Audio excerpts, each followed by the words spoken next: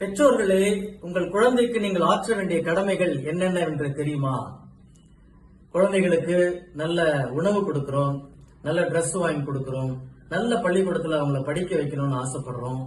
இதை போன்ற பெற்றோரின் கடமைகள் நிறைய இருக்கிறது. அதைவிட முக்கியமான ஒரு கடமையை இணைச்சற்றுள் 4வது அதிகாரம் 9வது இறைவார்த்தை சொல்கிறது.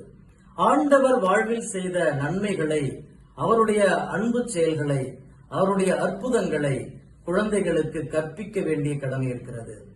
உங்கள் குழந்தைகளுக்கு அவர்கள் உள்ளத்தில் பதியும்படி, உங்கள் பிள்ளைகளின் பிள்ளைகளுக்கு, அதாவது பேரப்பிள்ளைகளுக்கு இவற்றையெல்லாம் சொல்லிக் கொடுத்து வளர்த்து வாருங்கள் என்று கடவுள் மோசே மூலமாக மக்களுக்கு சட்டம் கொடுக்கிறார்.